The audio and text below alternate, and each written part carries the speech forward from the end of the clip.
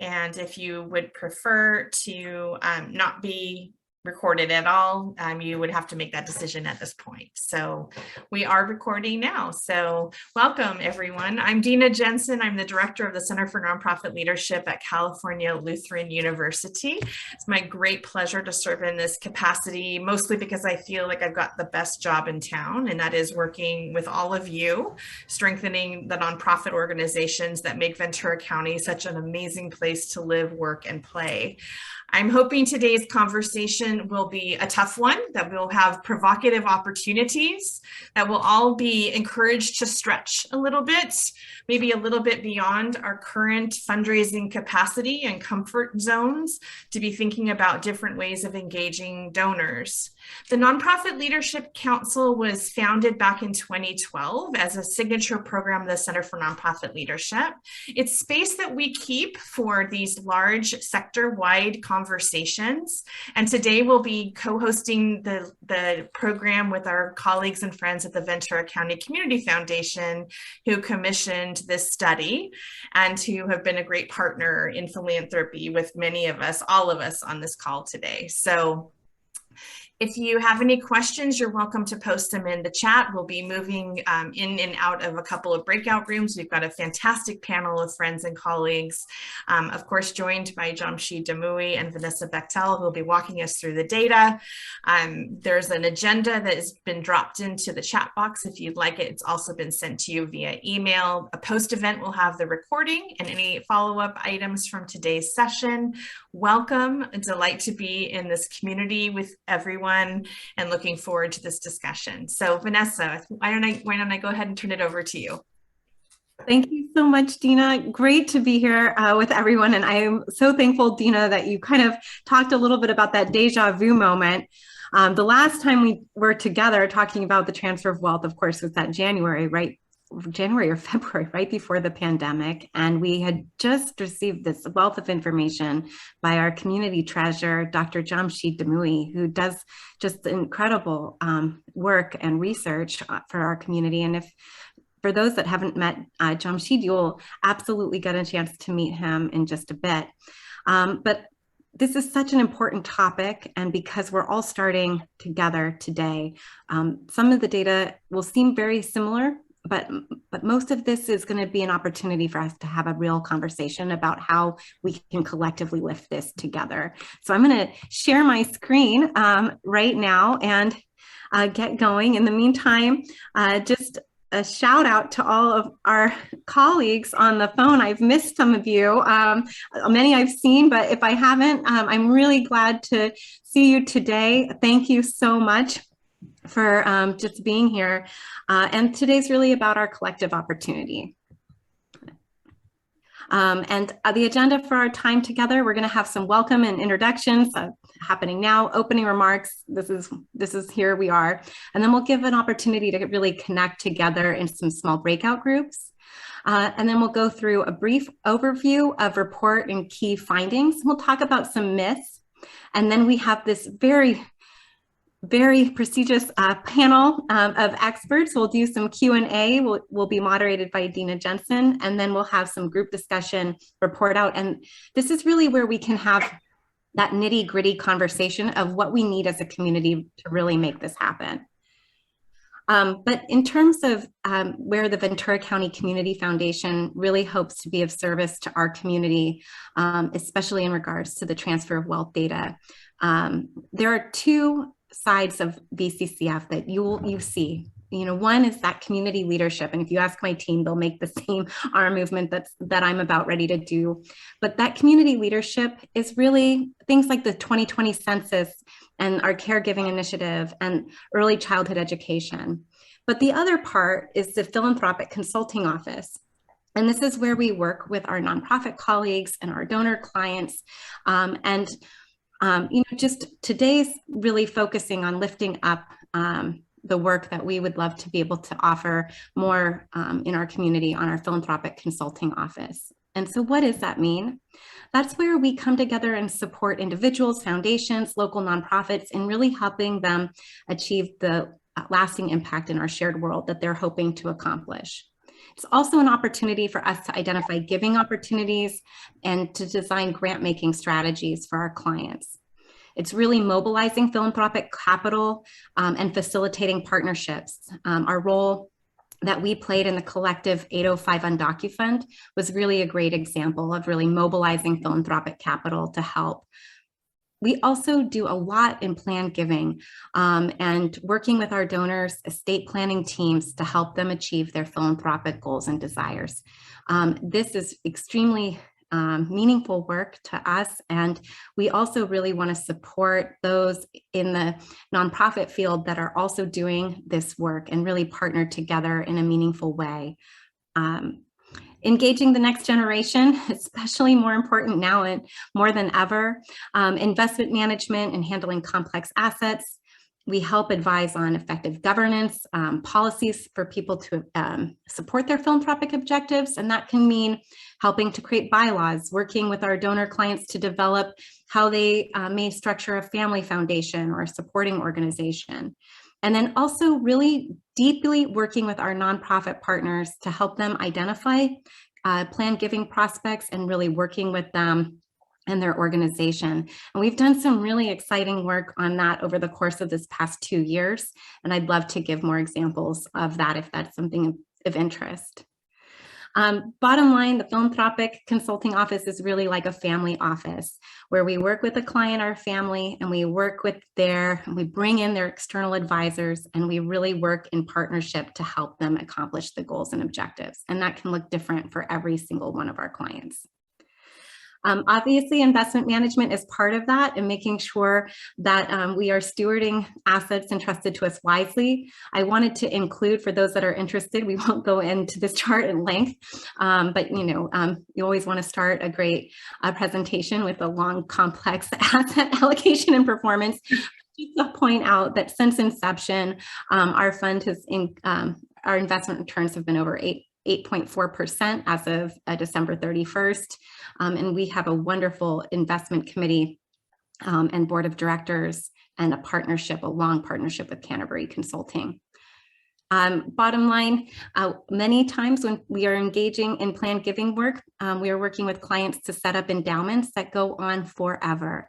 Our tagline, "For Good Forever," is really exemplifies that. And an example of this is really able to be seen here, where in 1996, we had a donor client set up a opening gift and then make subsequent gifts for just over $50,000. Since that time, between 1996 and 2020, they made 62 grants to the community, totaling over $68,000. They also paid VCCF for our work in that, $17,500. And if you added all that together, you would end up with a negative $35,000. And this is where that investment management becomes so important, because their balance as of May 31st, 2021 was actually $66,485. So you can see that they are well positioned to be able to continue this forever. And that's really part of the legacies that we help create. So bottom line today, many of you know I love this living bridge. I cannot wait to get to India to be able to see it in person someday, but this is really not an opportunity to fix things today. What we're talking about with the transfer of wealth is an opportunity to plan for our futures, to plan for the sustainability of our community's ability to serve people who have the greatest needs. And that was a quote from the California Community Foundation, one of our key partners. And I just really think captures the essence of what we're thinking about today. The work that we do together can really make a transformational impact on our community's ability to be of service well into the future. So this is an adventure that I've been on personally, work that I've been engaged with since my days at A.G. Edwards & Sons when I was a financial advisor. And this picture helps me recall, and some of you have heard me share the story, one of my first experiences in planned giving. I had a client named Bill. He was grumpy. He was all alone. And every day he'd call and yell at me about the conditions of the market. And I'd have to remind him that he wasn't invested in the market. He actually had a municipal bond portfolio. but he didn't have family. And one day I asked him, Bill, what will happen to your assets? What do you want to have happen if you're no longer here? And he said, why do I care? I'm not going to be here anyway. And I said, well, if that's the case, you're invested in double tax-free municipal bonds, but all of your money is slated to go to the government. So I just want you to know that, that's what will happen. And he didn't really like that. So we parted ways for about 2 weeks. And then he called me back and I answered the phone and I said, hi, Bill. And he said, sick kids. I want to make a difference in sick kids. And we did some research together and ultimately, went on a beautiful site visit, and he ended up leaving 7 figures and to the organization when he passed away. But more than that, he also created a whole new family. He started going to their events. He started to get engaged. He started reading to the infants in the NICU. And it really brought a whole new side of his life. And I think that's the work that we get to do in the field. So we're going to pause now and get an opportunity to go into breakout groups together. And really our hope is that you'll have a quick conversation, talk about your name and organization, what brings you here today, and more importantly, what do you hope to leave with? And we really There's never enough time to introduce. I think we're at about 150 people this afternoon. So I hope you had an opportunity to meet a few of your colleagues, reacquaint yourselves, or maybe make a new friend. We're going to just take a couple minutes while folks are getting logged back on and settled back in. If anybody would like to unmute themselves and maybe share maybe an aha or something that they learned in this quick speed dating introduction, and or if you'd like to put something in the chat, introduce yourself and the organization that you're with, or someone that you just met who you're going to follow up with and get to know a little bit better. We'll just take a quick moment while we load everybody back in.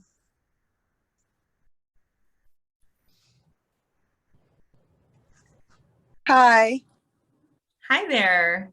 My name is Peggy White. I am the founder and CEO of OMG Women Outreaching Women. I'm a relatively new organization. I'm actually in Los Angeles County, but I live in Winnetka, so I'm border of Ventura County. So I cheat and I kind of dab in both counties. Excellent. Welcome, Peggy.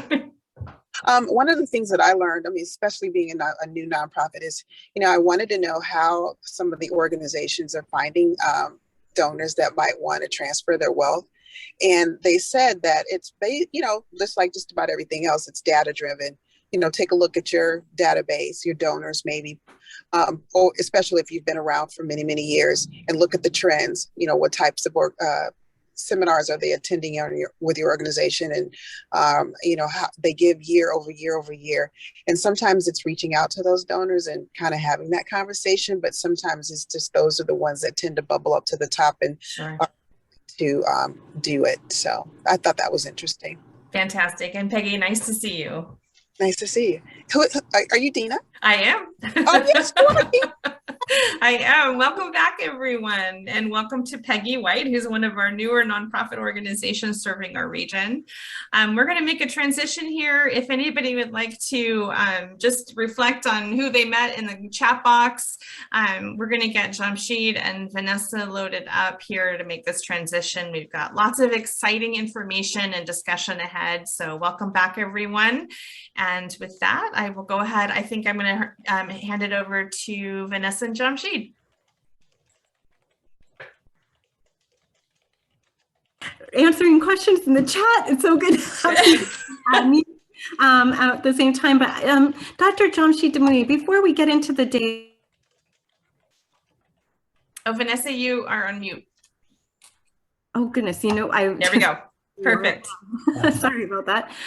Just wanted to turn it over to you to just give context of how this research was conducted and how this was all put together. Good morning, and thank you very much, Marissa, Dina, for the introduction. We started this research about sometime near the end of 2017, and we the bulk of the work for the first initial edition of that came out in 2018. just before the pandemic started, we were done with that study, and then things are, went the way that they usually go during this time, unfortunately. And then we renewed the study. We updated the study about a year ago. And so I want to really say just the context of these type of studies, what they really offer, and what we can do with the information we get. And we all know that Ventura County is a prosperous county in many respects. But like many other countries, similar counties, it has a significant challenge when it comes to the economic differences or disparity in this population, whether it's families, neighborhoods, and individuals. And that really poses a lot of challenges to need resources for what I really think it would be better framed if we talk economic development rather than just growth, because economic development goes further than growth. It talks about how we invest in building what these days are known more as human infrastructure. And the end result of that is tremendous, is prosperity, continuity of prosperity, better life for the community, offering them choice. And these choices come from health, education, all the other good things in life that build what we call human capital. So what is really transfer of wealth in that picture? We need resources. Resources come from government, come from businesses, come from all sorts of areas. But when we look at the transfer of wealth, there's something about transfer of wealth which is within that geographical location. In here, let's say within this region, within this county. And what it does, it gives you your capacity, or one of the most important capacity of the region to build, to meet its challenges, to foster economic development the way that it is. And there's something else about it, and that is continuity. It's based on who we are, where we are, what is our abilities, and then it goes back about how this transformation, Dina used the term, intergenerational, and I think it's very important to be mindful of that aspect of the word. Intergenerational forces ability to sustain better life in the community for many years to come. So that's really the kind of mouthful of what it is. So what we came out of it, I'm not going to really talk about them all now because Vanessa has got a lot of slides. And then I go back, we kind of go back and forth on those and reflect.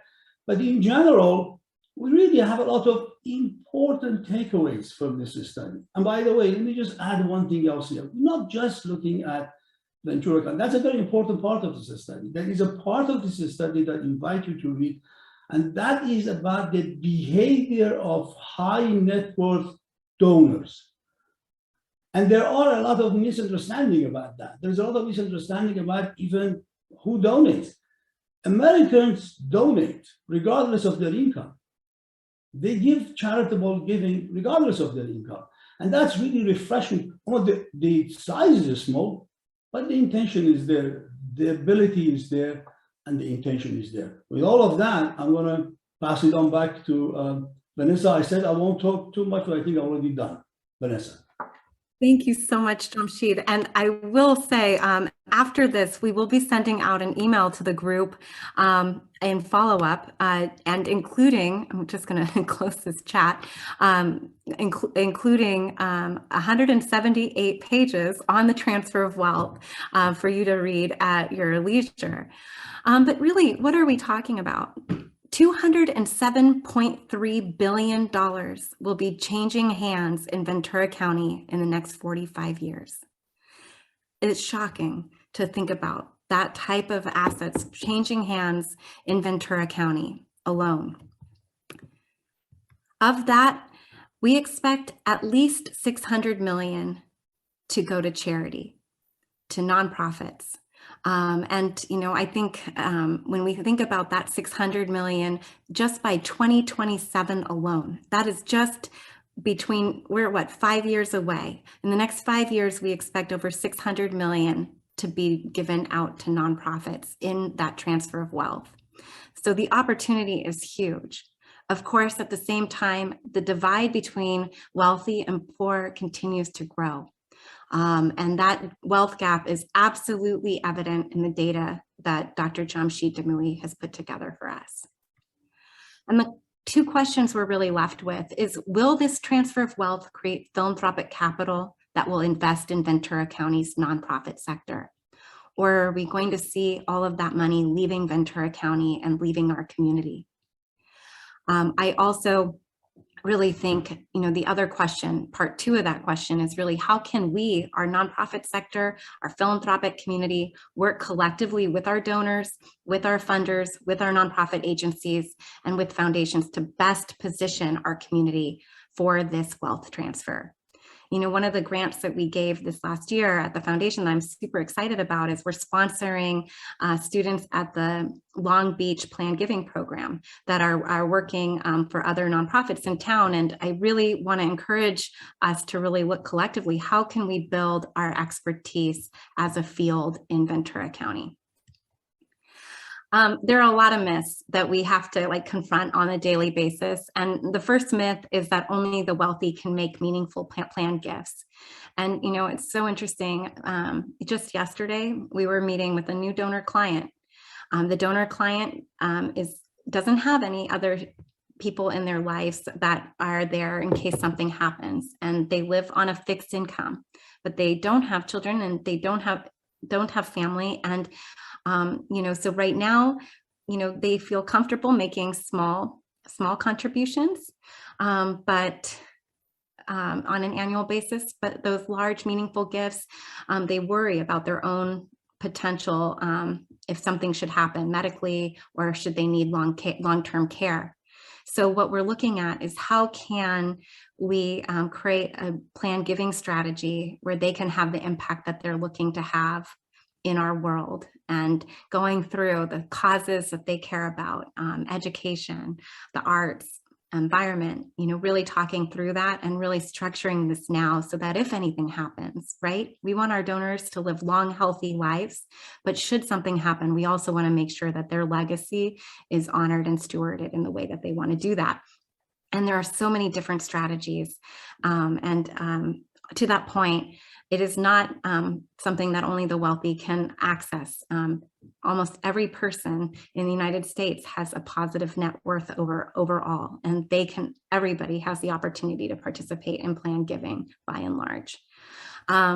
This chart doesn't totally capture all of that, but it was something that we thought was interesting. Jamshid, do you want to add anything on this? Sure. What it really shows, it shows that the building of wealth being continuous in the United States. I was saying it maybe for later on to tell you that how we managed to come to estimating the rate of growth. So we really looked at the data in two respects. We looked at from 1958 all the way to 2019. And again, because these, when you look at, trend does not really bring causality, but if you really want to do better work with that, you try to segment into time periods which things happen. So we actually divided it into 3 periods. And that's, you don't see it in this chart, but you see it, along the study. We look at the pre-1970s, and then from there to the change of the millennial, and then from there look at into 2019, and we calculated the rate of growth, and we then also looked at the Federal Reserve data that you see here, and we decided that the most conservative, maybe the lowest rate that we can take would be 3%, and we use that. So what we see here is that we have a continuation or continuum of wealth being created. That's what I could probably offer here. Thank you so much, Jamshid. And one of the best parts about that is that almost every age bracket has net worth, positive net worth. So it's also not something that we should hold off. And I'll talk a little bit about the average age of estate planning in a bit. But as you can see in this chart, ages less than 35 also often have positive net worth. Obviously not as large as our older, as people age, but It definitely is there, and people have an opportunity to make that difference. The difference, I mean, I love this chart. Jamshid and I talk a little bit about this chart, the difference between the mean and the median. And Jamshid, I don't want to steal your point on this, so I will turn it to you. Thank you. This is very interesting because if you look at the mean, mean just tell you how they're changing. Median is really just give you the kind of break point, 50% higher, 50% lower. It's very stagnant. Median is very stagnant. So you can see it here that one of the things that take away from the median is that, on the median side, those who actually lost some of their wealth in the lower part, obviously, the first 50%, have not even recovered by the time of 2019. If you look at it, in the time of the debacle of 2007, it was 1.489, and now is 2019 is 1.7. But if you look at the mean actually shows that not only we recovered from that, you can see obviously a downside, but is way higher than what it was at the time of the financial crisis. So basically what it shows that the higher income bracket in the United States are really recovered, are making greater, but that is not really happening in the lower strata. That's what we get, and it is very interesting to look at. There's a lot of more can be said about it, but it's not really the place and time to talk about it now. But it does tell you that the high income brackets are enjoying greater accumulation of net worth over time. Yeah, thank you so much, Jamshid. That gap continues. Myth number 2 is who gives. And this slide, I hope the one takeaway that you have in reading the report is that as a people in the United States, we are a generous group and everyone is participating in philanthropy. And so, it's not age or ethnicity. Every person is participating by and large in giving. And so we also want to make sure that our conversations in planned giving are encompassing all our neighbors. The myth number 3 is very interesting, and I'm going to be very interested to see this updated data after the pandemic. But on a national front, we can see that the effect of disasters, by and large, has very little effect on annual giving and the giving to the nonprofits that they're traditionally supporting. 89% of donors based on disasters have reported no effect on their annual giving, that they continue to give to the same organizations that they've been involved in. 6% have decreased their giving to other causes, and 4% actually increased their giving to other causes, which we see in our own donor community as they worry about the organizations that they're involved in. We actually see increased giving to areas that are not in the disaster-related fields because they're worried with the influx of giving to disasters that the organizations and causes that they care about continue. Finally, a myth number 4, people aren't as generous as they used to be. This chart can be a little confusing, but I'm going to turn it over to Jamshid just to make sure that I don't miss anything here. But bottom line, while this chart doesn't totally capture it all, there's a lot of other data in the report. I thought it was important to include because over time, the average annual giving is about 3.4% as people, and that hasn't changed. That continues every year. Sometimes it goes up, sometimes it goes down a little bit, but you can see that from 1952 to 2022, that trend continues. Jamshid, anything else that you'd like to add on this? I think you explained that very well. This is really a long term. You can see it, over 60 years. We look at that. Again, this was the one that I said we broke it down. When you read the report, you get a lot more information on it. This was to get a realistic understanding of, because you're projecting something for another 45 years. And so you can't really just take a short period of time, establish your criteria, say, well, here's a 10%, 2%. In fact, if you see that 3 periods of time that we broke it, the rates were different. So there was the rate at the time, particularly during the financial crisis, it was lower. But by and large, it gives us the confidence that the 3% that we established is a sure bet. That's really what I can say about this. Longer term, meticulously looking into it, taking a projection based on a very safe, conservative base of 3%. That's what it really brings out of it.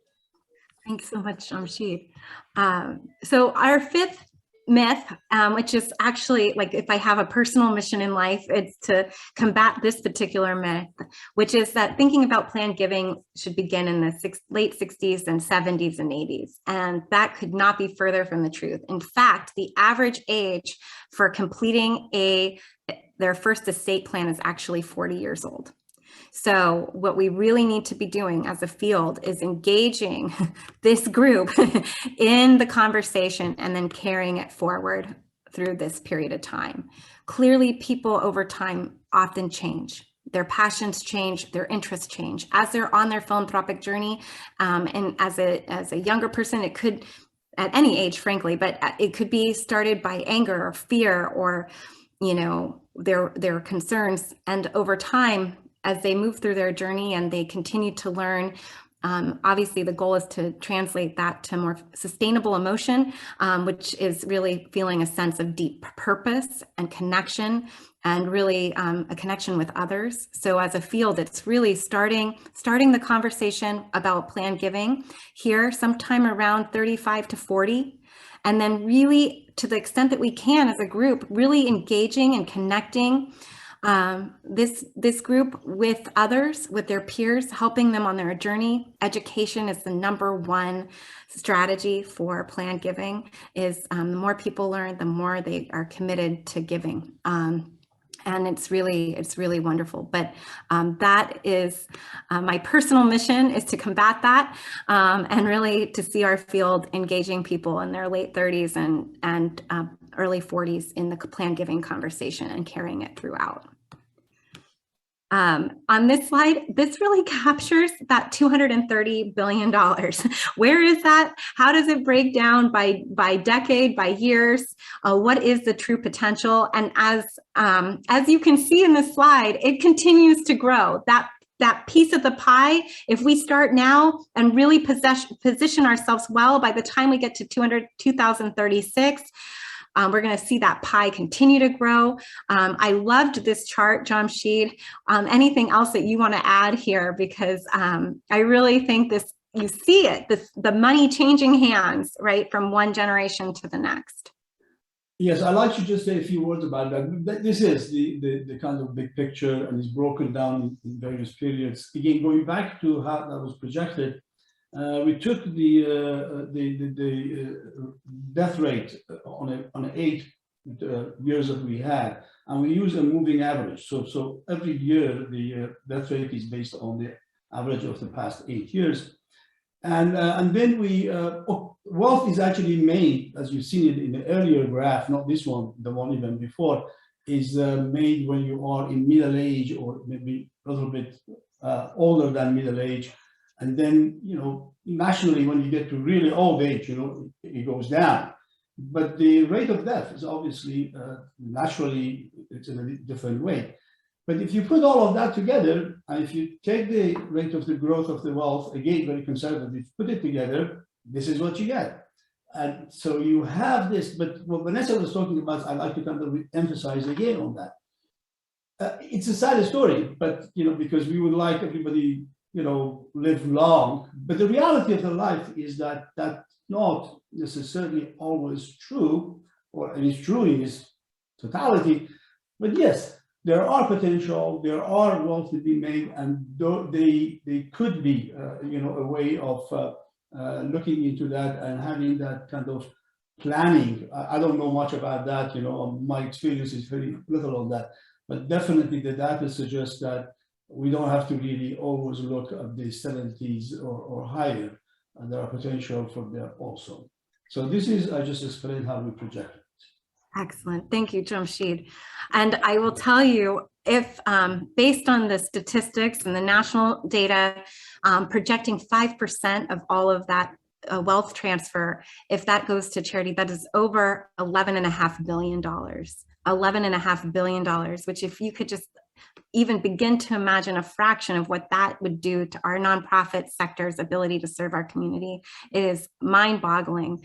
And I will tell you, when I hear that 5%, I can't help but think about the majority of the planned gifts that we've been working on with our donor clients. People are leaving 50, 60, 70, 100% of their estates to causes. So 5%, when I see that, maybe an average, but I will tell you my experience is that people are leaving a lot more. And of course, our goal is to always, as a fiduciary, right? First and foremost, our main goals as a field are to help people achieve the legacies that they're looking to leave, regardless of where that money is going. But to the extent that we can make sure that as they do their estate planning, they're positioning themselves to have long-term impact and best support the sector, and to keep the gifts as flexible as possible so that it's able to evolve over time, the better. It is really such a powerful amount. I think about 1.2 billion from 2016 to 2025. And, as we look into 2026, the pie just keeps growing. So I just really excited about that. Of course, we have averages based in 2019, charitable bequests by estate size.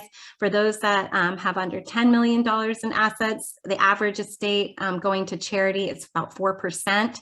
For those that have 50 million or more, the average, again, is 22%. Obviously, there's challenges and averages, but here we go for that. On the transfer of wealth side, as we look at it from 2019 to 2026, how much is it on an annual basis? Okay, here we are, 2022. We are looking at, oh my gosh, I'm like, that number is like a weird way to look at that number right now. My mind isn't doing it justice, but we are looking at an increasing pie year after year. Jamshid, anything you'd like to add on that? Yes, this is again a kind of almost like a linear function that you see there. So yes, on average, we're talking about somewhere about $2 billion to $2.5 billion over the stretch of time that you see here. That's the kind of net yield, so to speak. So,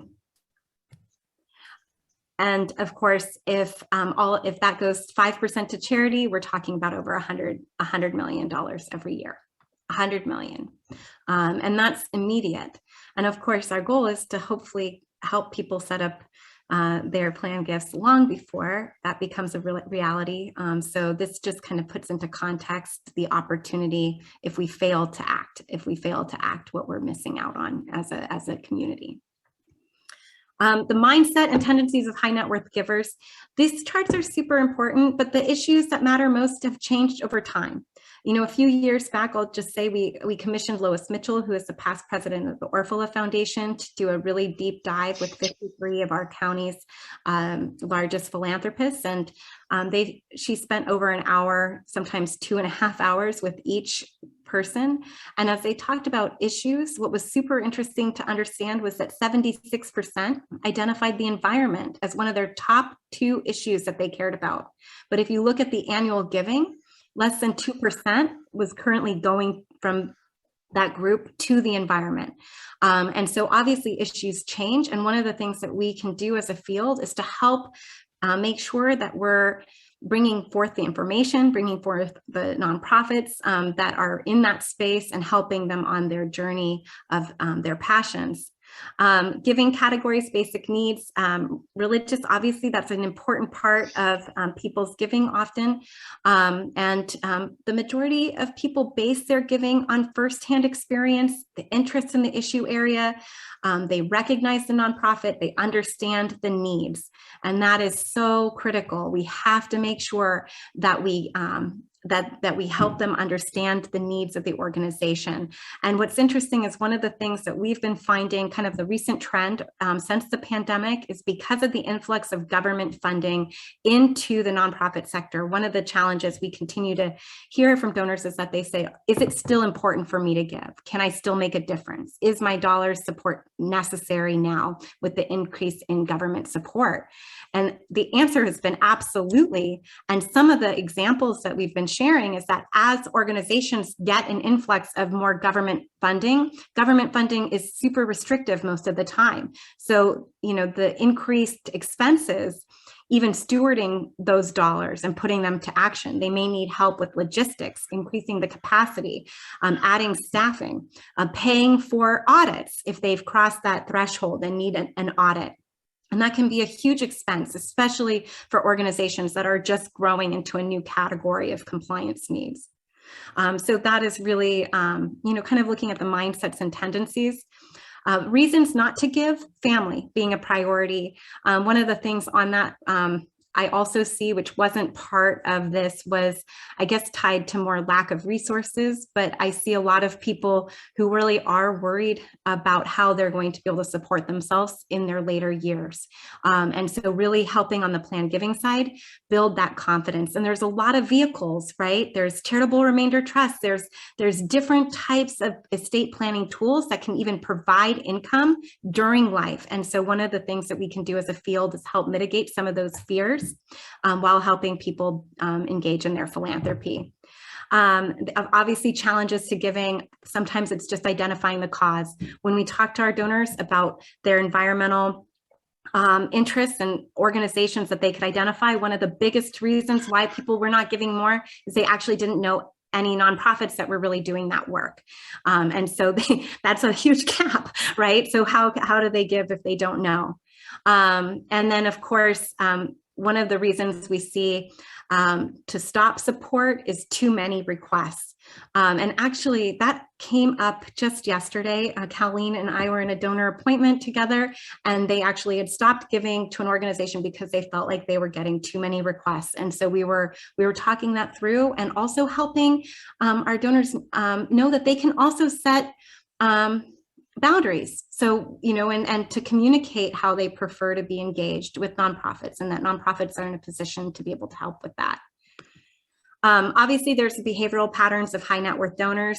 This will be in the chart for you to kind of peruse. But again, one of the only things I really keep harping on in my own mind is really helping to get donors connected in volunteer capacity too. Really helping them find a pathway for leveraging their talents. And we definitely see a connection between plan giving and their volunteering.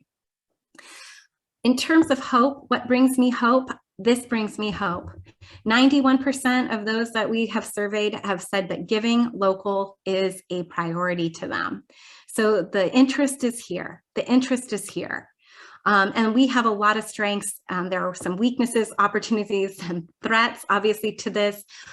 In terms of our strengths, one of the biggest strengths I see is that we are like the perfect size. We do not have a lot of duplication of services in Ventura County. I hear that we have a lot of nonprofits, but I just don't see it a lot. In terms of the duplication of services, people are doing special known work. I also think we know and trust each other. And I think that's our real competitive advantage. Most people are giving on average to 5 or more nonprofits per year, right? 5 or more causes. So when we do plan giving work, working together is one of the best ways we can be of service to our donor clients too. Looking for those repeat donors, those annual donors, regardless of size, is so critical. There was an article in 2020 about loyalty leaders, and they grow revenue roughly 2.5 times faster than their industry peers. Same thing is with our nonprofit sector. If you have a donor that has given every year since the founding of your organization, the idea that they would not want to support you after they're gone is very rare. So really looking for that loyalty is so critical. On the weaknesses, one of the biggest ones, I think charitable planning captured it really well. All too often, no one has told donors how to make a meaningful gift. They didn't think they could, so they didn't. And I think especially as we look at those that are living on fixed income or don't have a wide safety net around them, as they look in the future, learning how they can make a difference, learning about plan giving is a critical component to making sure that we can best position Ventura County together. Are we teaching donors how to give? For opportunities, I loved this. Loyalty to an organization. We talked about this before, but not massive annual gifts, really differentiating as a field between major donors and planned giving donor prospects. And they can be the same, but often they are not. As Jeff Comfort says, look for donors that have given $100. I say 25 donors for 25 years or more. A great planned giving. And I think about the second largest gift up to recently that has ever made to a community college was made by a piano instructor, right? That was, which is really a beautiful thing, that had just given annual gifts. And so we just have a really, really great pool throughout. I mean, we've seen over 10,000 first-time donors in the last 2 years through the Community Foundation, 10,000 first-time donors. The pipeline for these conversations is so huge. And I think we need to think regionally. I loved your quote, Jamshid, which is almost 74% of the largest gifts were not restricted. So we have about 2 minutes left before we turn over to the panel, but I just want to say there are many different types of assets. Your community foundation is here to support you. So when you think about your own assets, you may have a retirement account, right, that you're saving into. You may have a house. Our assets, right, where our assets are in different things, and our same thing with our clients. And one of the things that we have at the Ventura County Community Foundation is a complex asset supporting organization that is really positioned to deal with more liquid gifts and things that carry more risk, right? The last thing you ever want to do is take receipt of a house and there's like an earthquake and it collapses to the ground, right? That's so with just making sure that you have the right insurance and the right setup, and that's where your community foundation can help you. Here's a chart. We're not going to go through this at length, but after this, when you look at this presentation, you may be curious to see the breakdown of the transfer of wealth by zip code. There are many threats to our success. One is short-term thinking, right? And leveraging the wrong metrics. All too often, we see planned giving programs abandoned because people don't automatically rush in 2 years and say, please, I want to make a planned gift to you. This is something that takes a lot of time. I think the other real threat is just making sure that we're sharing the impact with our donors as a community, that they're having impact. When I think about the statistic that 53.5% of high net worth donors don't know if they're making a difference, that's a real threat to being able to secure planned gifts. There are more information on the challenges to giving, but obviously identifying what they care about and deciding what to donate to is probably one of the most important parts of that conversation, and really walking with your donors on that journey and helping to bring in peers. I mean, and that's one of the things, we had a donor client after several years of working with the couple. The last surviving spouse passed away this past spring, and they actually set up 11 designated endowment funds for the nonprofits they cared most about. And so really understanding that this is absolutely a collaborative effort and a collective process. I can't imagine a better quote to capture this. The future depends on what we do in the present. That couldn't be more true. If you want to learn more, I included my favorite readings. I have to warn you, the role of the planned giving professional is, I think was last published in 2008. I still think it's the best book on the field. Estate planning, clearly putting wealth to work, learning about investments, reading the tools and techniques of charitable planning is a great way to start. And then, of course, there's a lot of professional education and designations out there. This year, I'm putting 5 people on my team through the Planned Giving certificate program at the Long Beach University. That is a great program. It's pretty intense. So you want to have some experience before you do that class, but it's a great one. A donor bill of rights. Obviously, if we subscribe to this, we'll be more successful as a field. And then there's some model standards for the charitable gift planner.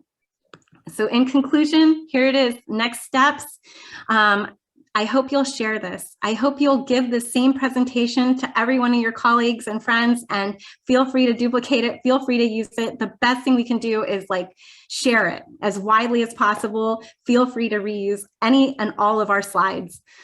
Build your nonprofit plan giving capabilities. Talk to your community foundation and talk to the Center for Nonprofit Leadership. Dina is a wealth of knowledge. Conduct a readiness assessment for your organization. You'll be hearing from Jay Grigsby in just a moment on probably more on that. Consider forming a wealth transfer group, meet quarterly with your colleagues, and definitely let's share success stories with each other, because it will help through those stories teach us how we can all collectively do this work together, and then inspire us to do more. So with that, thank you. Colleen Pardinas is our VCCF Philanthropic Services Officer. Her contact information is here. I'll put mine in the chat. I also included Jenilyn's contact information, Tina, here too. I hope that's all right. And say thank you so much. Excellent. I hope you'll all join me in a round of virtual applause for our colleagues, Vanessa and Jamshid, for a very comprehensive and thorough overview of our new transfer of wealth study. So fantastic. Congratulations to you both. So we're going to transition right now to make a little bit of meaning about what we just heard. And I'm going to welcome my colleagues from VCCF to spotlight Ann King, Jay Grigsby, and Christine Dale, who are going to be joining me for a conversation. Really, this is about maybe dispelling a little bit of the anxiety that might be sitting in folks' stomach right now about, like, where do we get started, by really talking about some of the things that you all are seeing in the field. So the full bios of everyone who has a speaking role today is available behind the agenda. So I welcome you to peruse that at your leisure. But I'm going to start off by just asking the panelists to each introduce yourself very briefly, a little bit about your professional affiliation, and then any kind of aha or thing that really popped out to you from this new study. And Anne, I'm just going to do alphabetical by first name. So it's very scientific around here today, and I'll ask you to get started. Hi. So my name is Ann Call King. I'm the executive director of the Ventura College Foundation. We are an financially independent advancement office, basically, of Ventura College. So we're a nonprofit organization embedded in the college, responsible to support the students through their by removing financial barriers to their success. So excited to be here. My aha moment in this study, oh my gosh, I have several. But one of the things is really making sure that when we are accepting restricted gifts, we must communicate directly and with intention how we spent those gifts to our donors and what they invested in. Fantastic. Thank you, and welcome, Anne. And Christine, welcome. Lovely to see you. Welcome to the panel discussion. Would love your introduction and what kind of stood out for you. I think what stood out for me was some of the attitudes of donors. For example, I think there was one slide that said, you have to meet with, Vanessa, you have to meet with some of your donors and coach them what they might be interested in. And your story about the gentleman who took 2 weeks to decide he was interested in sick kids, it kind of struck me because I come at it from the other way. I don't consider myself a philanthropist, but I'm on a mission, and my mission is to improve life for animals. And if donating will do it, I'll do it. I'll do anything. So it was interesting to me that some people are not so as committed. You know, the other reasons people are philanthropists, I don't know anything about it. Let me make it clear to you all, I know nothing about nonprofits. I'm a complete blank slate, and so I'm learning a lot today. I appreciate it. And Christine, would you like to introduce yourself and tell us a little bit about your, it's okay, no, it's no problem, just your relationship to VCCF. I have a donor advised fund at VCCF, which started, consistent with my mission. I was going to put money there and build it up for a bequest to animals. And then I got to know Vanessa, and Vanessa is just the most amazing person ever. And we're working together on something I'll talk about later, but that is how I became involved, is that Vanessa understands how I feel about animals and gave me a platform to go crazy on. Great. Nice to have you, Christine. And Jay, welcome back. Welcome back to the panel. Great to see you. Better in person, but virtual will do.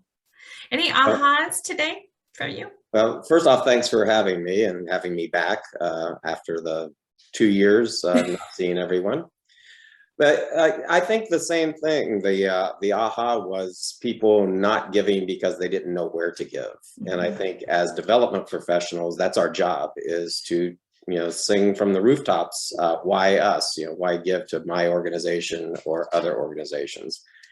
And for those that don't know me, I own a company that does major fundraising efforts for all types of nonprofits, primarily larger campaigns. And the campaigns are successful because we're telling our story. And I think that's really the focus of all of the nonprofits on this call today, is every day you should be telling your story to someone, whether it's the person you bumped into in the elevator, or a major donor, or a potential major donor. Because again, I don't have the statistic in front of me, but 20 some, maybe almost 30% say, well, I don't give because I don't know where to give. So that's a huge opportunity. Certainly. Well, and I also don't want 124 people to feel like the only way that they tell their story is to get on Vanessa's schedule. So I will also invite my colleagues from VCCF to drop the link into our next Coffee and Connections series that we're hosting every other month, to lift up the voices and missions of organizations so that we know about each other's stories. But please, I sometimes I fret a little bit about that calendar for all of us.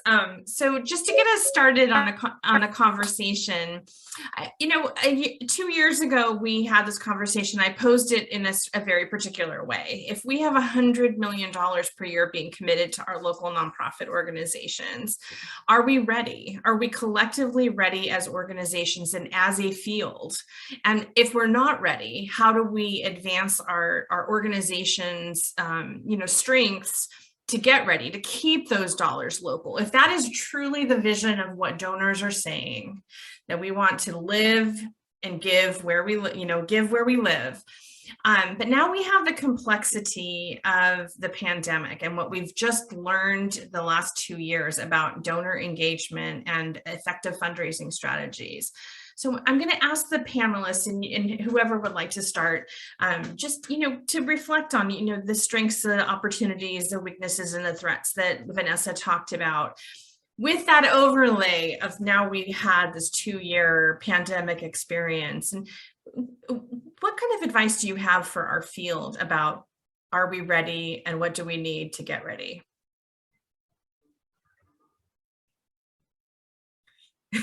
And okay. do you have the Holy Grail? Okay, let's do it. Let's do it. Let's do it. We are ready.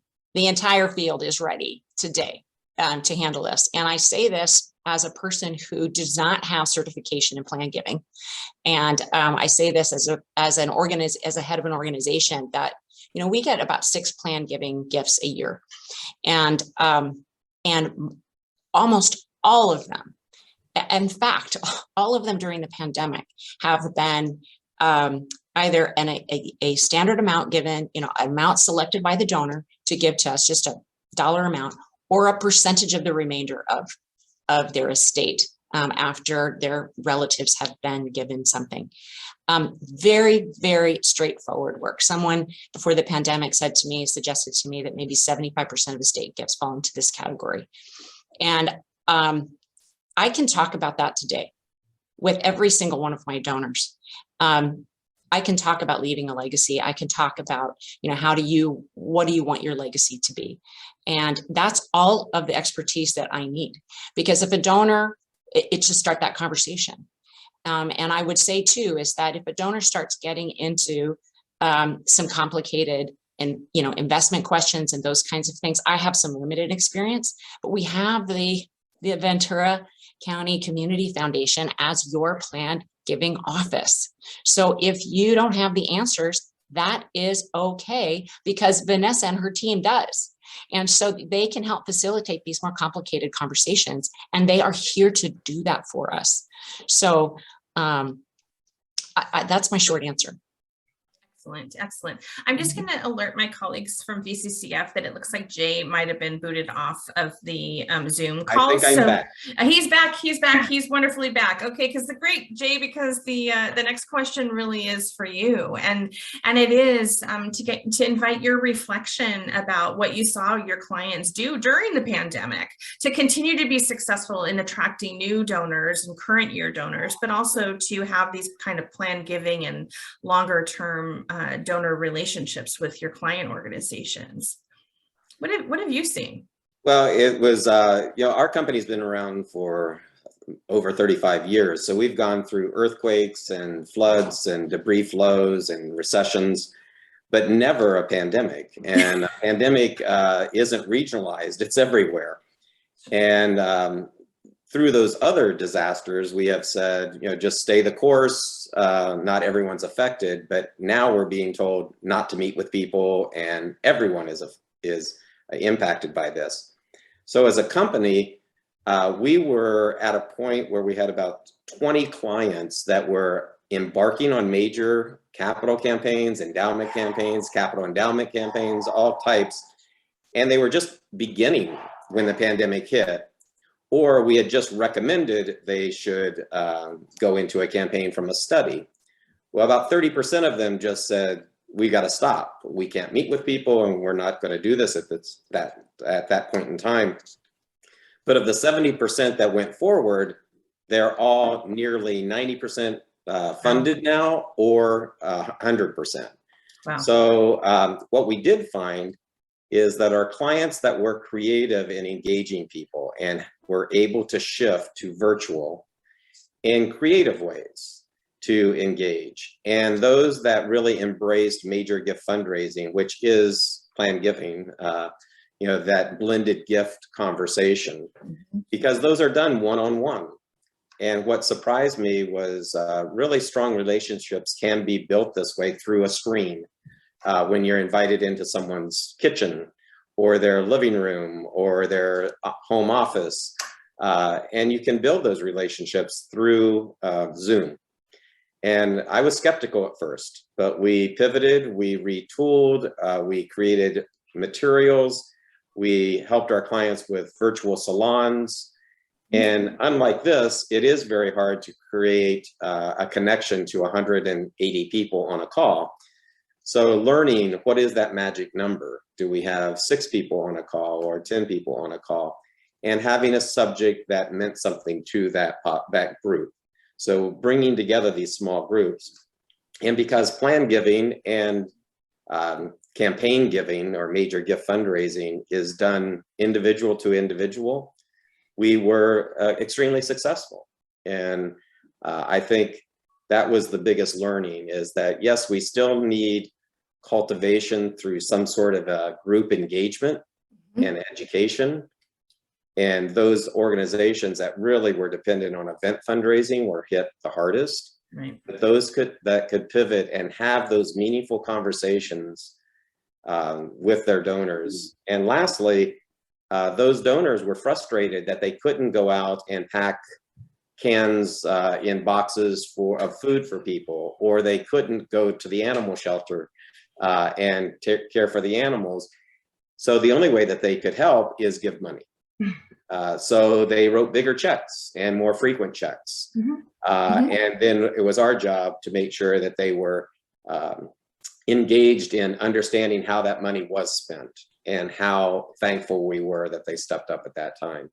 But I think that passion, that courage, people that are charitable for a variety of reasons, but they have huge hearts and they want to help others, whether they're, again, an animal in need or a person down the street. And the frustration level of not being able to do their volunteerism, I think, also increased their charitable giving. Excellent. And Jay, before I move on, could you just give a very brief description of a blended gift for everybody? Well, for example, you mentioned earlier, or Vanessa mentioned earlier about the environmental causes. We're doing a campaign for the Community Environmental Council, and that's in Santa Barbara. And their goal was a portion of it was for their endowment growth, and a portion of it was for their current needs. And so when we would go out and talk to someone, what we call a blended gift was, what can you give us today for immediate needs? But could you look at your estate? And could you make an estate gift through a plan or deferred gift? And to our shock and surprise, the goal is 10 million for current needs, and 5 million, we thought we'd start out small because they'd never tried to encourage these types of plan gifts, was 5 million. And we've already surpassed the 5 million on the deferred giving side, the plan gift side. Wow. And people were just waiting and saying, I didn't know how to do this before. And I didn't know you needed these types of gifts. And I didn't know it was possible to give here and still take care of my family. So that it was an educational piece. And so now we're talking about a much bigger aspirational goal for the deferred giving side, the planned gifts. Thank you very much. And Christine, I see you nodding your head, and you didn't fall into that bucket of not knowing what you were passionate about, clearly, but you were a donor who was engaged over this period of time. So I want to ask you from the other side of the, so you were in the salons and you were in the conversations with individual organizations as a donor. Can you reflect a little bit on your experience as we all pivoted to engage and share our work with you as a philanthropist in our community? Yeah, actually what Jay was saying really resonated with me because here's what happened for me. I do a lot of work with Humane Society of the United States, and once or twice a year I'll go to a meeting or a get together, or even if there's a leader I want to meet who's in town, you know, every so often, you know, somebody I want to talk to, the head of a certain program, will be in town, we'll get together and meet. So what happened during the epidemic, the pandemic, is that my contacts at HSUS, you know, they asked me what I wanted to do. And I said, I want to learn this. I want to learn that. I want to talk to the head of this program. I want to talk to the head of animal welfare in India. I was able to talk to so many more people by Zoom than I would have had the opportunity if I was going to do it the old way. So, I mean, I've definitely given more to HSUS programs because I now know a lot more. Zoom totally works for me. It's just easier to fit in. I don't have to fight traffic to get to meet somebody somewhere. So, I mean, HSUS handled it well, I think, with their donors. At least with me, it worked very well with the Zoom meetings. Fantastic. So Anne, you and I and nonprofit leaders all over the globe are trying to figure out and strike the balance of what do we keep, what did we learn, what are we going to ditch and go back to, what didn't work in the old times that we're not going to go back to. When you kind of reflect about your lessons, and I know some of them were far from pain-free, my friend, what lessons does the College Foundation have from our collective experience that you're going to carry forward? Many lessons. So just to give you some context, I was invited in this conversation, the Transfer of the Wealth conversation, a few months before the pandemic hit. And the reason I believe I was invited is because we had received one of the largest planned gifts, singular planned gifts. Well, it was the second largest planned gift in the community college system, and the largest in Southern California's history, at $12 million, from Miriam Emily Schwab. May she rest in peace. So that was then. And then 3 months later, and I'll tell this quickly, 3 months later, the pandemic hit, and my singular source of unrestricted revenue that funded my entire operation, our swap meet, was shut down after 35 years. We had $26 million in assets, but only $400,000 of an endowment was slated for unrestricted purposes. That doesn't go very far when you have a $2.9 million budget. So we had 3 months of cash. And then by law, we were going to have to shut down permanently and turn over assets to the college. And I did some quick back of the napkin math.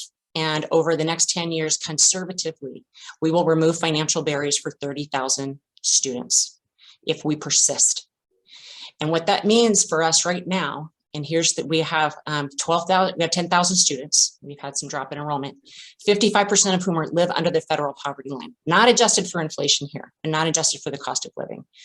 50% of our students are food insecure, 40% first in their family to go to college, 18% housing insecure. The idea that our foundation would fail to support 30,000 of those students was unconscionable. So what to do? And I'll tell you, you can come to our cash management workshop in a few months where I'm going to do it for a second time and tell you the details of what we did. But today I will tell you, we have 9, where we didn't before. We have 9 months of operating expenses in reserve. We have $32 million in assets. And we have a $2.6 million budget that was fully funded for the entire fiscal year on day 1 of the 21-22 fiscal year. Wow. So, yeah, I learned a lot. And there's, I have a couple of colleagues on the call, Julie Harvey and Jerry Pantoja, and I could not have done it without them. It was very, very painful. Absolutely. So we're going to stick, these lessons are going to stick. We're going to stick the landing. I love it. So here are my lessons, and I'll be quick. Ask for what you need. Some people stopped asking, as Jay had mentioned, and I couldn't afford to do that. I had a very similar experience during the recession, and I was in a very similar situation with the organization that I was helping as a volunteer at the time. Ask. Do not stop. Our missions are far too important to sideline. Second lesson. Having a CPA with nonprofit experience as a specialty is a must. It is not a luxury. It is not a luxury. It must be resourced. You must have one at your disposal, whether that is on contract or whether that is on staff or part-time. However it is that you need to finance that, you need to have that. It will provide you with flexibility. It will provide you the capacity to move quickly, to shift. And what is also going to be very important is that when you do that, you will not be making irresponsible and illegal and unethical mistakes, especially when you're doing it all in good faith. But then you look back after you had a crisis or you had we didn't plan for this. Now I got to do something else and pivot. You won't look back 3 months later and go, oh no. What did we do? Because you're going to have somebody watching for those very key metrics about how to make sure that you do that, you make those pivots financially well. Trust is essential. You got to build it before you have a crisis. You have to make sure that is your number one priority during the crisis. Your donors must trust you, and that must prevail. And they must trust your nonprofit. And therefore, they trust the board. Your board must trust your staff leadership. Your staff leadership must trust your key cost center leaders on your staff. So what I learned too is that micromanagement is a killer. And I'm not a micromanager, but I would have killed my organization had I been. So you've got to trust your staff, and you got to trust them to manage their own budgets. You have to trust them to be experts in their field and to tell you what they need and then give them what they need to move forward. Transparency at every level, good or bad, is essential because that fosters trust. Tell your story. Whatever it is, tell your story so that you can gain partnerships and maintain your partnerships. We're all in this together. Thanks, Anne. So Jay, I know you've said tell your story a few times this afternoon, and getting the stories of our mission out into the community and into the hands of donors. Anything else that you would want to add as you're talking with, even prospective clients about readiness for campaign work? Anything that you would add in terms of us being ready for this transfer of wealth? I think that, again, trust is a big word. And our type of fundraising and asking for these gifts is especially with deferred and planned giving, is equipping your volunteers that have the courage to go out and talk to their peers about these types of gifts. They don't have to be an expert. They just have to tell their story about how they made their estate plans, or even how they made the largest gift to an organization. And then the follow-up, in the report, it says that a lot of the major donors really don't monitor after they make the gift. But I guarantee you, if you do follow up, even if they're not requiring it and you're engaging them in meaningful conversations, then other gifts will follow. So that follow-up piece, that preparedness piece, and having the right people on your team. The board is critically important. It gives you credibility in the community. It builds that strength, and you have to be prepared when a donor comes and says, how are you going to manage these funds? Mm-hmm. Yes, you want them to build your endowment, but how are they going to be managed? How do I know you're not going to spend them when you have this event that shuts down your swap meet? Sure. You know, how are you going to reassure them that you're going to handle these funds ethically and to their intent? So I think having that structure already built out before you go out and have to build it after you get the gift. Yeah. So that you're thoughtful in the approach. And that's where you can use Vanessa and her resources and the foundation's resources. You don't have to reinvent everything. Partner with your community foundation. Yes, partner with your community foundation. Hear, hear. And Christine, in the last couple minutes that we have 120 nonprofit leaders, donors, volunteers on the call right now, but the voice of donors is always so, so important. So anything you would like to add to the readying us for this transfer of wealth? Any words of wisdom from the donor perspective that you'd like to share with nonprofit leaders in our community? Yeah, I think that at least in my experience, it was all about making a connection. And although I'm very passionate about animals, for the most part, most of my life, I've just been a check writer. And I joined BCCF even before Vanessa. I had a donor advised fund there, but when Vanessa came, I got to know her. She got me involved. Interesting thing that's happened over the past year is that the foundation was given kind of a windfall, a fund from another part of the state earmarked towards animals. And Vanessa contacted me, and we put together a council of a bunch of animal leaders in Ventura County, including Jackie Rose, who's the head of Ventura County Animal Services, just the most important agency for animals in our area. And we also had a bunch of HSUS people who do national programs advising us. So we sponsored a community assessment to identify parts of Ventura County that needed the most help. And the upshot of it is, even though, I don't get involved on the ground, I just write checks, all of a sudden, we're going to be instituting this major program for animals in Ventura County. It's going to be, not only is it going to help animals in Ventura County, but it's a model. There's a limited number of such programs in other cities, and now we're going to have this program in Ventura County. It's a model for how to pet retention, really, how to keep pets in the homes when people are having trouble with affording them their veterinary care. So, but I think there are lots of people like me in the community who are very, very passionate about an event. I know Ventura County, there's animal lovers here. There's people who are very serious about the environment and climate change. We lived through the Woolsey fire. People are nature lovers. Somehow connect with them. I mean, I was telling my little focus group, most of my friends don't know what a community foundation is. I didn't know what it was up until maybe 12 years ago.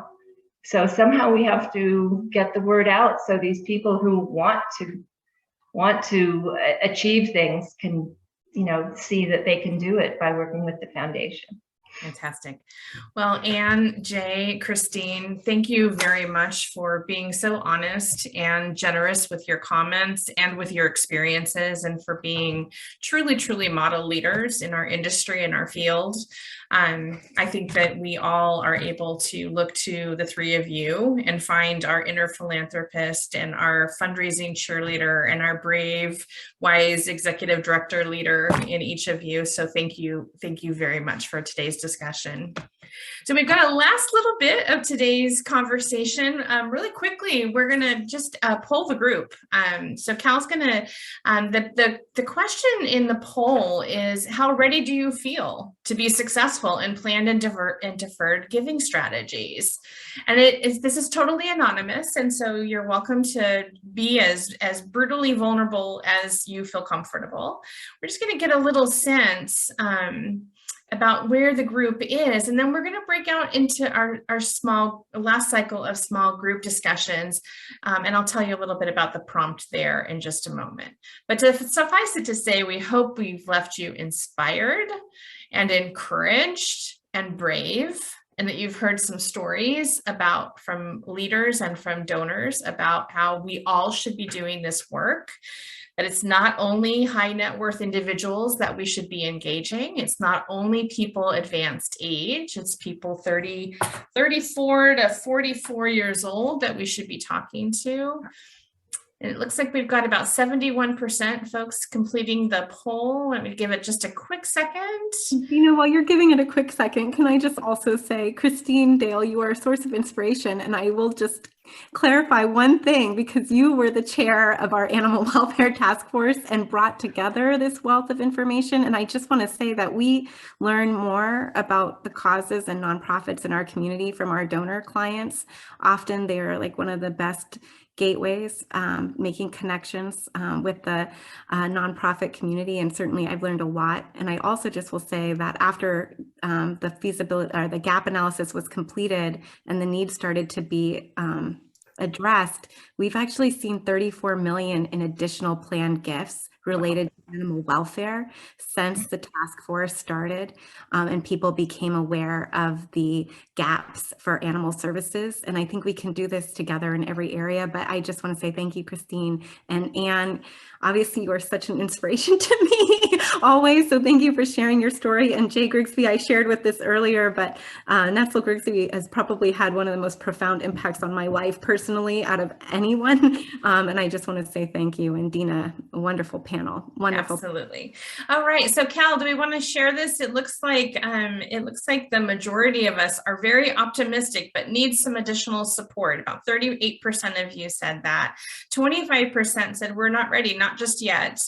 15% said we are ready, let's get started. And 18% of us said we're already doing this. We're engaging donors in planned giving conversations.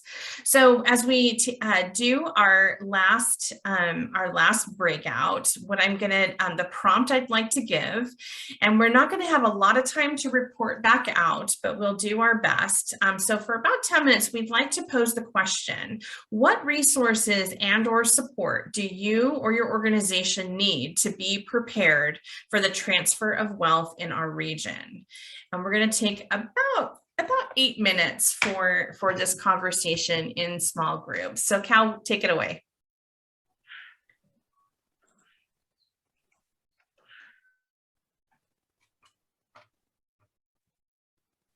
Welcome back. As we're welcoming back our colleagues, anybody want to reflect on their needs discussed in their group? Or conversely, if you just know we're going to run out of time, please feel free to drop the needs, the resources, the support in the chat box. So whatever is your preference.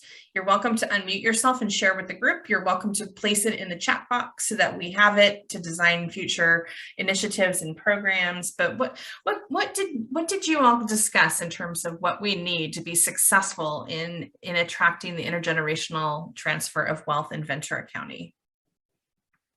I'll just chip in. Please. And say that it's a line that I use consistently with the different groups I work with, which is we need personnel. You have to have the people who, one, have the interest, also have the skills. And that's something we've always had difficulty finding largely on a volunteer basis. So staff capacity, great. Yeah.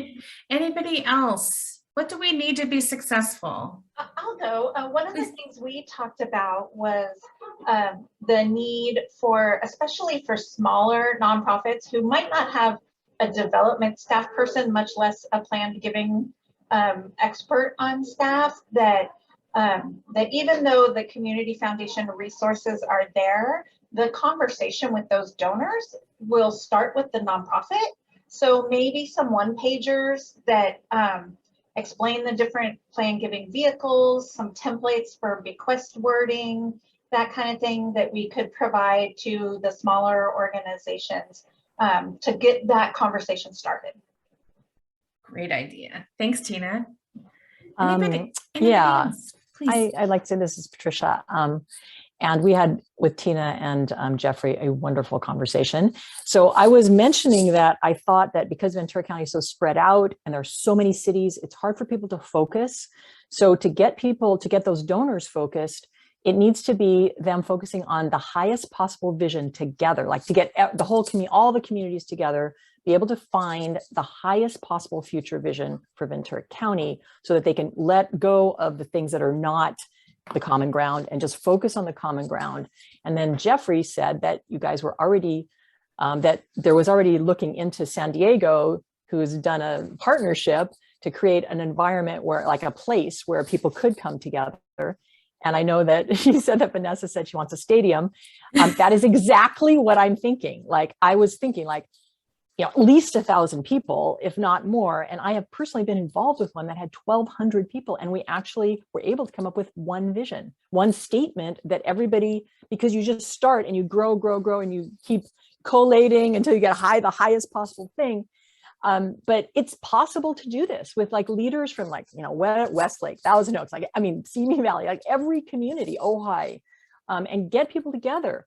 And as big as possible, because then you have all the energy and the excitement. When they do this, they not only create the vision, but they get so engaged that they're like, where can I give you money? Like, they want it to happen. They just want to give. And that has been my experience, whether I do it with 10 people, 50 or 100 or 1,000. That is my experience. People want to give when they are involved in making the future happen. So I think that needs to happen. And that's on the donor side. And it can also include the nonprofit leaders, because sure, I think the donors need the nonprofit leaders. They need the facts. They need to hear. So it gets the connection going among the stakeholders too, which is really exciting. Yes, so, a great reminder that nonprofit leaders are oftentimes donors to ourselves and to each other quite frequently. Michael. Yes, hi, thank you, Dina. Great session, by the way, very informative. Someone mentioned before for the smaller nonprofits, and I'm a member of a small nonprofit. Yeah, some sort of process, how to start the conversation. What is the legal framework, if we need to have it, to help the donor, make it easy for the donor to do it. I know we don't have a full-time development person, so the board does the fundraising. So anything that would help us build our confidence to do this, I think would be great. Fantastic, thank you, Michael. And I think it's Christy Thompson, yeah? No, it's Kathy Thompson. Oh, Kathy Thompson. Okay, sorry about that, Kathy. That's okay. I apologize. And before we also, this was just a really wonderful get together, and I hope that we can do this again soon or in the future, because before we all scatter and go back to our very busy fundraising activities and our nonprofit management activities, it'd be so wonderful to be able to share and get together again to discuss successes and weaknesses and ways that we can support each other, because we are all in the same boat in this county, trying to find those donors, trying to find those volunteers. And this is such a great group of leaders that I would hope that we would maybe do this on an annual basis. Great. Well, Kathy, we were talking as a panel, and please stay tuned. Please stay tuned. Thank you. Anybody else? I know that there's lots of great comments in the chat box, but anybody want to wrap us up before we wrap up the event? Okay, well, let me start and then I'll turn it over to Vanessa and just say thank you again to our panelists, to Dr. Damui and to Vanessa and the team at VCCF, including the board, for commissioning this really important understanding of philanthropy in our community, and to all of you for taking time out to give some very important attention to this transfer of wealth in Ventura County. I know we'll see you again very soon, and we'll be back in touch with some of the supports that you've suggested, and a real debt of gratitude. I know how busy everyone's schedules are right now. We remain committed to be responsive to the kinds of learning opportunities that each of you needs. So please stay in touch with the Center for Nonprofit Leadership. Vanessa. I keep trying to keep up with the chat and the mute, but I just want to say thank you to our fearless Ventura County Community Foundation Board of Directors. Thank you so much. I just have seen so many here today, and it's just inspiring, and I appreciate all that you do to support the team. I also want to recognize I have a wonderful team: Colleen, Lauren, Jeff. I know you're here. I saw a number of others throughout. I just want to say this really is a collective effort. I also just want to share one last thing that was really transformational from my perspective. When we did the survey with Lois Mitchell, afterward we ran focus groups with our donor clients. And after 2 years of focus groups and dozens of meetings, we learned that their number one hope was to connect with each other. That out of everything that we could offer them, the opportunity to connect together was by far the most important. And Jack Edelstein and Catherine Sepulveda, who's here today, are our co-chairs for our donor peer network. But I just want to share that 76% of our donors not only identified the environment as one of their top 2 priorities, but the exact same percentage said that their peers were their most important sources of information on how to make a difference. And so to that end, I just encourage you, please reach out if you want to learn more about the Donor Peer Network. We are here to support you. There are so many other stories we could tell. And I just want to say, this is such a huge opportunity for our community. And we just have to, the barriers that you helped identify today, we have to address, and we have to stay connected. And I just want to say thank you for being here and spending your afternoon with us today. And I look forward to connecting anytime. Thank you again, Dina. We wouldn't be able to be here without the Center for Nonprofit Leadership and your leadership. Thank you so much. Thank you, Vanessa. Well, great. So everyone, on to the rest of your day. I'm wishing great success in your future planned giving conversations. Be sure to connect back to the Community Foundation for that technical assistance we talked about. We're also going to be sending out a post event as we near the end of this week. It will likely go out the early part of next week. It'll have the links, the presentation slides, all the study, link to the study, but it'll also include a welcome to if you have that aha moment in the middle of the night, tomorrow night, in the middle of the night, oh, I wish we had this support. You'll also see that our VCCF colleagues are dropping their contact information in the chat box. If you have any direct conversations or questions for them, please take advantage. Drop them an email. And thank you all for your time today. Again, Anne and Jay, thank you so much. And Christine, a delight to have you. It's so nice to now be acquainted. I've heard such lovely things. You're doing amazing work on behalf of our animals. So Jamshid, a little weird that we only get to see each other and you're right across the street, but it's always nice to see you. Thank you. Thank you so much. This is always a great conversation. It's so important. Oh, absolutely.